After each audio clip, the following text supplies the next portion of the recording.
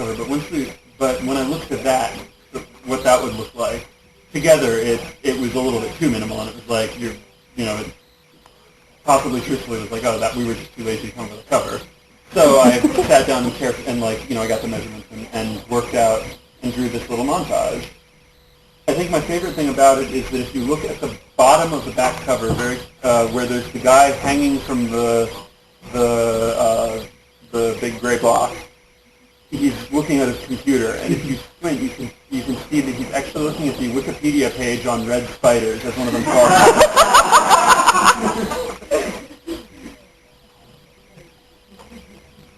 So it was a lot of fun to lay out. I don't know who here was at any of the other events. Anyone? I know there were a few back there. Okay. So the main reason that this book actually took so long, I was planning to do a book around comic 200. I had firmed up my plans. All right, I'm going to go make a book. I had decided that I would do it at. I felt like I wanted to find a good natural point to stop, and then I do a book that was all the comics up to that point. And I figured once I get to 256, that's a nice round number, I'd have a block of comics, 1 to 256, and then 0 to 255, and then from there up to 512, and there to 768, maybe 24, and so on. But the problem was a lot of the early comics I did them in my notebook, literally sitting in class, and then I went to the computer lab outside the English building, or attached to the English building, and scanned them in there on the scanner, not really knowing how to use the scanner. And so they were, and some of them were scanned in at approximately the resolution that they are on the web. So those ones I couldn't print in the book, or it would just be all blocky and pixelated. So I needed the high resolution versions, and that meant going back and reconstructing the early comics from the paper that I had scanned them from, which for the most part I diligently saved in huge messy folders.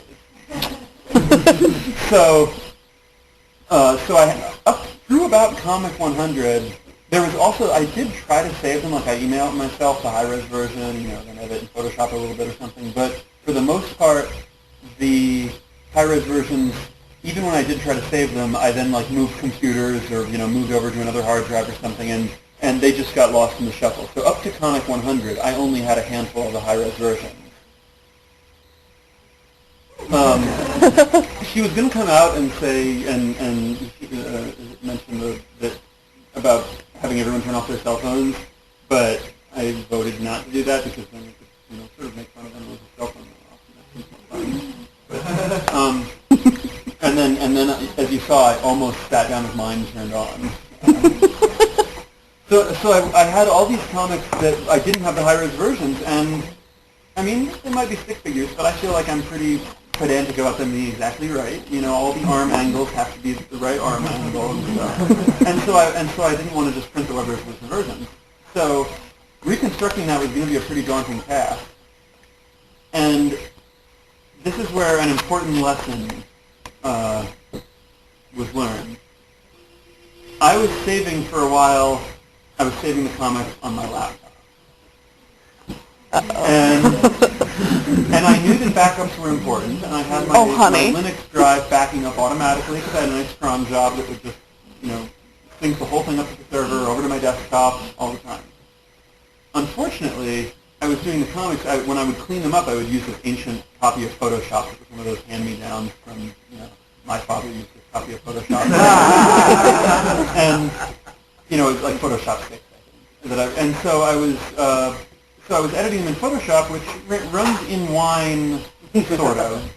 And so I was booting Windows for that. And Windows doesn't have cron. It doesn't have any nice, I didn't know how to set up a Windows automated backup. So I was just sort of putting it off. And I knew that I could go in manually and copy all the folders, but that's just temporary, and that's not a system that works. So I was, so I was like, all right, well, I'm going to wait until I'm going to build a proper system for this. And this went, and I was traveling a little bit, doing a lot of stuff on my laptop, and this went for, I think, 2.5 or 3 months. And I was like, okay, I'm traveling around with this laptop. This is getting worse and worse. The sysadmin keeps bugging me about how there's nothing new showing up in the backup folder.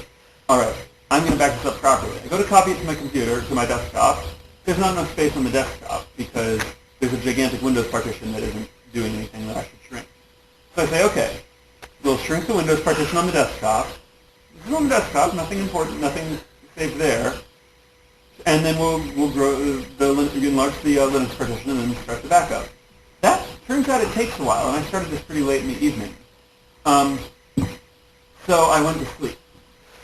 Laptop is sitting there waiting for me to do the copy command. Desktop is sitting there finishing the partitioning. Partitioning finished, middle of the night. And then around 11 a.m., before I was still asleep, before I woke up, at this point I no longer had a real job, so I was sleeping in. At 11 a.m., someone broke through the window, came into my room next to where I was asleep, and took the laptop off the desk and all the money from my wallet. And since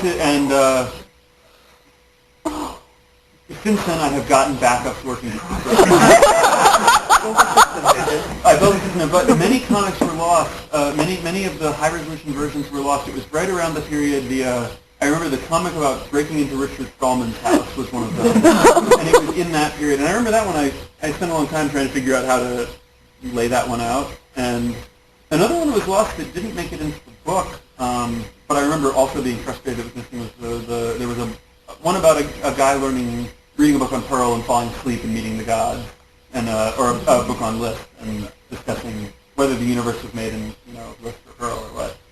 And that one, it's a fairly simple comic. There's this sort of blue glow that diffuses the whole thing, when he's floating in space.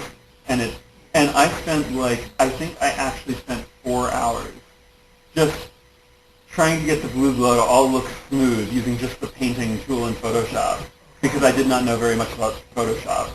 And that was one that I was not looking forward to reconstructing, because then I would have to get all of the fades to look exactly like the web version. So anyway, so the prospect of reconstructing all those comics, I tried going around to local pawn shops, looking for the laptop, and it never turned up. So the prospect of reconstructing all of those comics was daunting enough that I kept on putting off doing the book. And until eventually Alexis from Reddit, who had started this little venture called Bread Pig, contacted us, and we've been contacted by a couple other publishers, but they all had that sort of sheen of oh, you come with me, kid, and we'll make you famous. And it's just that kind of thing that always made me cringe and edge away a little bit. And from what I understood, the traditional publishing model involved me giving stuff to publishers and then mysterious things happening to it, and then there being a lot of money other places, and then maybe some of it being sent to me at some point. And none of that seemed all that appealing, especially because I didn't feel like I couldn't figure out what we needed the publishers for. I actually asked some publishers, and they said, oh, well, we'll deal with bookstores and contracts and contacting printers and stuff. And I said, okay, well, most of the people I think who will want this book are familiar with the comic and know the website, and they tend to be pretty tech savvy, so I can sell it through the web. We have our website. So I figure I'll just be selling it through there. Mostly I just need it to be printed somehow. And they said, oh, we contact printers. And I was like, shouldn't we just contact the printers directly?